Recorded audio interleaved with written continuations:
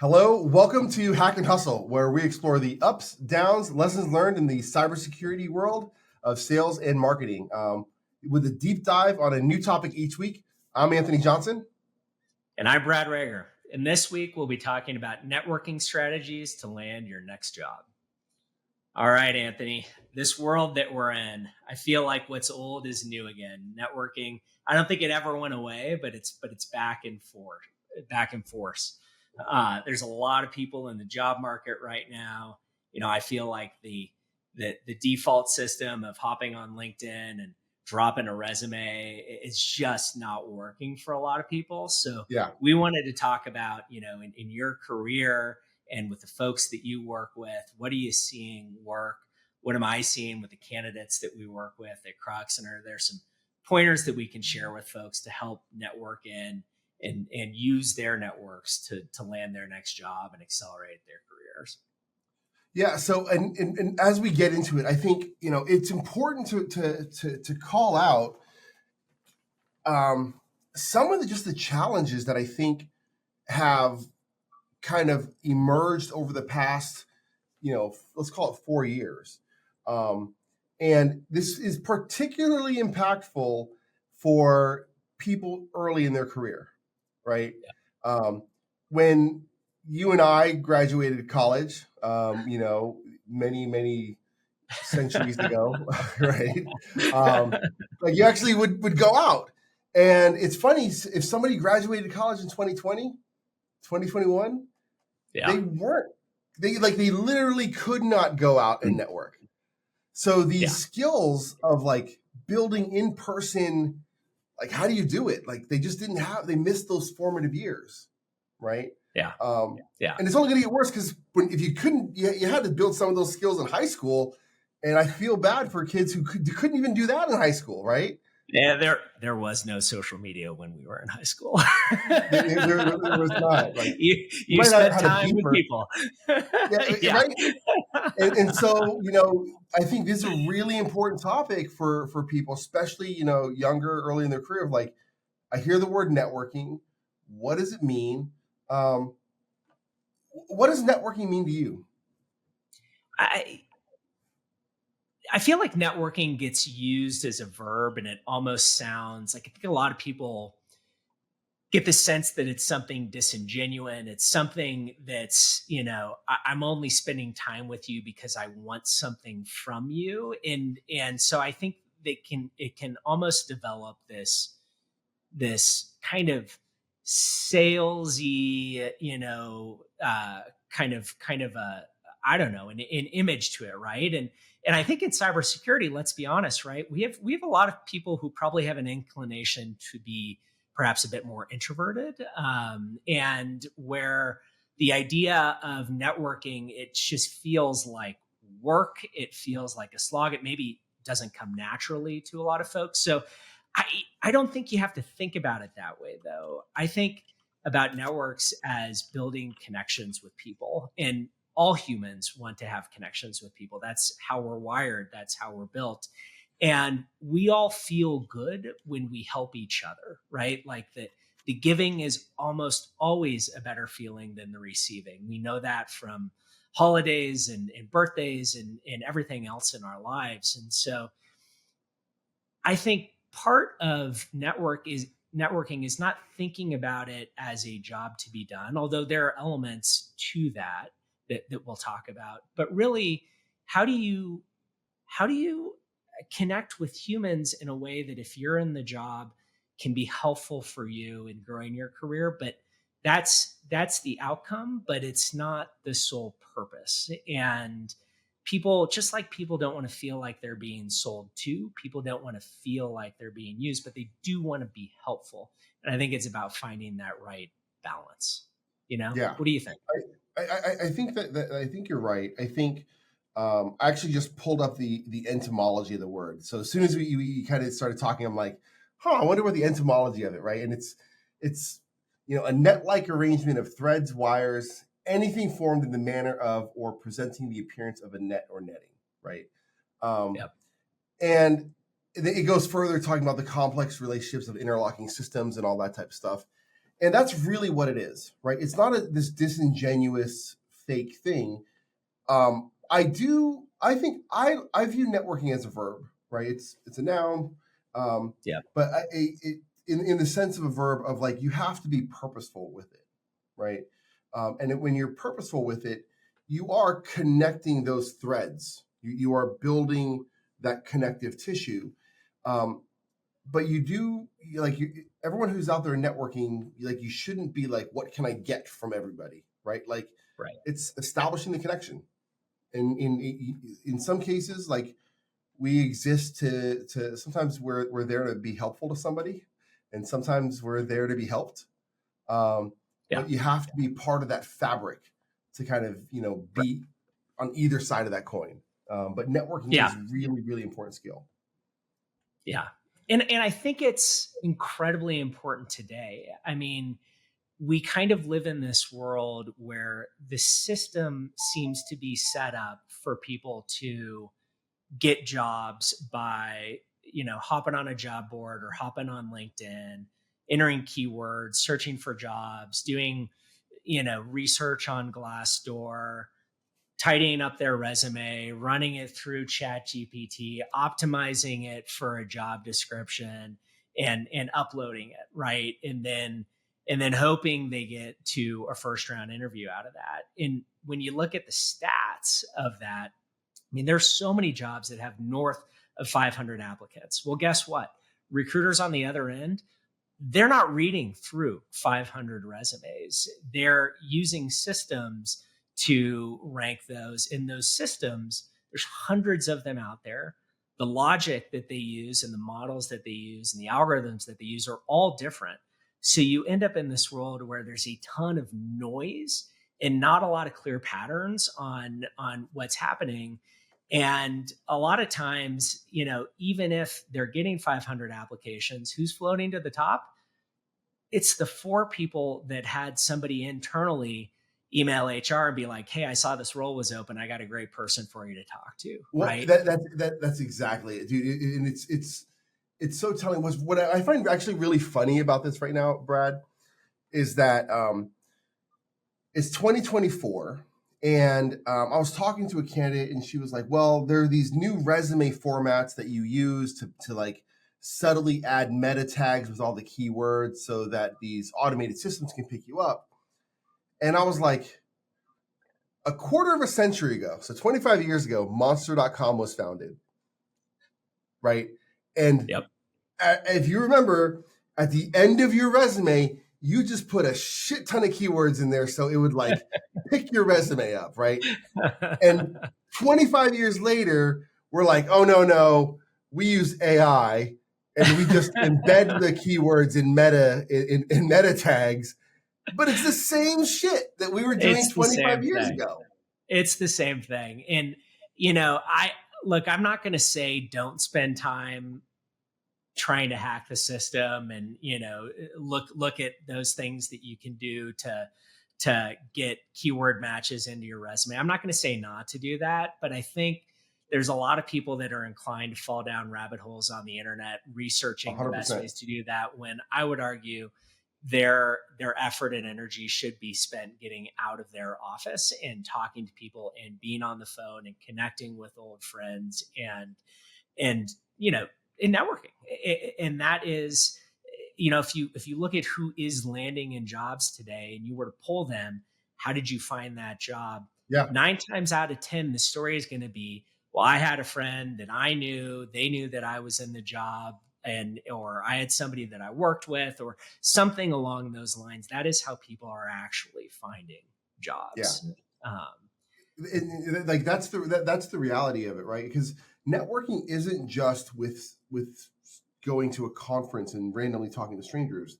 It's networking within your own company, within your social groups. It's building that connectivity so that when the opportunity pops up, and it could be a promotion as well, but when that Yeah. opportunity pops up, your name comes up as part of the conversation, right? Yeah. And so, when it comes to these new jobs, somebody looking for a new role, you have to or want to have started, curating, managing, building that network well in advance, right? It's almost like you're going to go fishing with a net. You don't want to start building that net when you're on the boat, No, no. right? And, and I think that's the distinction here is networking is not an on off thing. Like as we live our lives, as we do our jobs, we build connections with people. And it's great to just keep those connections alive over time, right? And active. Check in with people because then when you are in a position where maybe you are looking for a job, you are in the market, you want to kind of poke your head up and see what's out there, or you've left your current place. That's when having that network of folks is really helpful. And that's when you can have those conversations where you are asking for something, you do need some help. And the advice that I always give people is that's when you want to be really thoughtful and really specific about what you're looking for and what you want so you can Yeah, help people who want to help you, but you got to help them, right? So spend time with people in your career that have been great at giving advice, mentors, other connected people, ask them for their thoughts and inputs, but fairly quickly I encourage people to have a good sense of what companies they're interested in working for, yeah, what roles they would be a good fit for, what they think their own skills and strengths are. And if you can arm people that genuinely want to help you with that information, that's how you do it. And then they can connect you with other people and you can almost run it like a process where you actually keep track of here are the places that I want to work, here's what I want to do, here are the people that I've talked to, who they connected me to, and make sure you're following back with thank yous and follow-ups and things like that. And yeah, that's running it as a process, but it's actually great because you're helping people that you've established relationships with in the past who genuinely want to help. You're helping them help you. That's how I think about it. I think you're spot on. I think the other piece, and I'm going to say something that people aren't going to like here in just a second, but like you can't always and only network up, right? Right. It's important to network up to people who are in more senior positions, something you want to aspire to be, do, whatever. People who are in peer positions, right? And people who are in more junior positions and roles, right?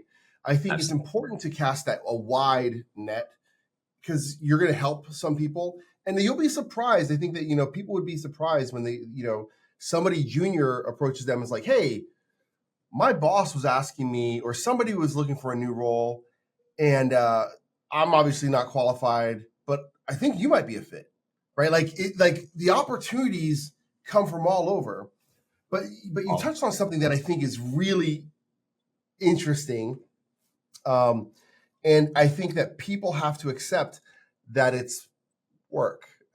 Like it is work. you have to do it with purpose, and there isn't an easy button for it. No, Right? no. Like you got to be deliberate. Like you said, you have to have a process. You think through it, execute it. Because if you don't, you just kind of get whatever you get. Yeah. Yeah. And there is an element, I mean, there's definitely an element of serendipity. You kind of must be present to win is Yeah, absolutely true. And it is absolutely the case that you can go to conferences and you can end up at a bar and have a beer next to somebody who ends up being a great friend or a client or an employer, or, you never know. So those aren't bad things, but you can do better than just bouncing around as well, right? Like, and that's where exactly. I see a lot of people fall short is not approaching it with any degree of thoughtfulness about who do I want to talk to, how do I talk to them, where, how, and then finding way in those of conversation to get in there is not just, hey, I want you to help me, but also really being genuinely interested in Yeah, helping other people because people want to help people who want to help them, right? yeah, totally. And I think that what you'll see sometimes, especially let's talk about networking at conferences, right? Yeah. People will network. They'll go to a conference, and if they don't have a plan, which is okay, right? That's not the way I would do it. But if you don't have a plan, and sometimes they'll show up and be like, "My goal is to have a good time." Awesome, have a good time, right? Um, if your goal is to show up and actually network and meet people, you can still have a good time. You might not have as good of a time because Yeah. there is a level of deliberate, hey, this has been great. There's someone over here who's just been telling this amazing story, or someone over here I really want to connect with and meet.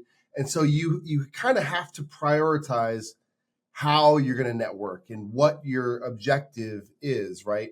So how does this is by doing that, does that just naturally turn into jobs? Do you have to tell everyone that is it telling them what you love doing and then having them think of you? Is it, if somebody's out on the job market today and they haven't done any networking, like how do they start and get into it? What do you think? I think the first piece is knowing yourself and knowing what you want and having a story. You got to have a story, right? You have to be able to articulate to people, here's what I'm good at, here's what I want to do, here's where I've been, and here's why people should be interested. Because what you're doing then is you're arming people with the elevator pitch for you. And then you say, like, these are the types of jobs that I want. These are the types of companies. These are the specific companies I'd love to work at. And then that gives people the ability to say, oh, I know somebody over there. Let me make that connection point, right? Because they're going to spend a little bit of their social capital making a connection between you and somebody else.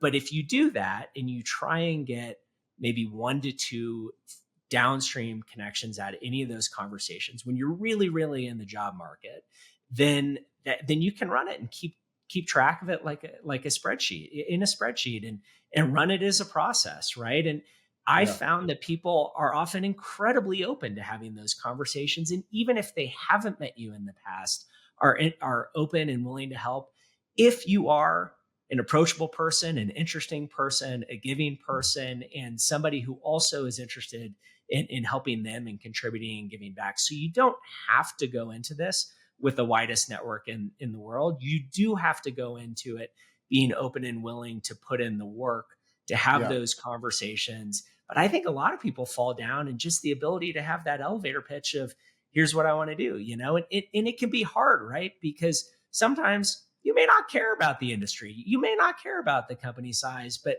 you want to work someplace where there's good people and there's a good culture. But you know what? You can't identify that outside in. So you got to help other people by giving them something tangible that they can do to help you. That's exactly. I actually had a story, this almost exact story earlier today. I got connected. A buddy of mine, another executive, asked me to talk to a recent college grad who's trying to figure out his next steps. So I'm like, sure, hop on a call with the guy. Young guy, 22 years old.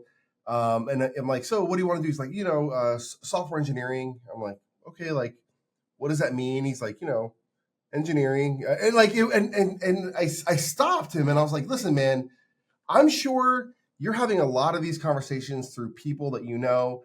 And every conversation goes like this. Hey, it was really great to meet you. Let me know how I can be helpful. He goes, yeah.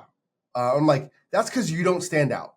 There are so many people who are being let go from tech organizations that have lots of experience, and now you're competing with somebody who's overqualified and yada, yada, yada.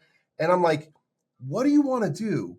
And we finally got to and we just cracked the door open of he's like, I'd want to do something that's more like B2C, building something for, I'm like, cool, go into that. Like, what does that mean? And so I gave him some homework so that he can craft that pitch and come back to me.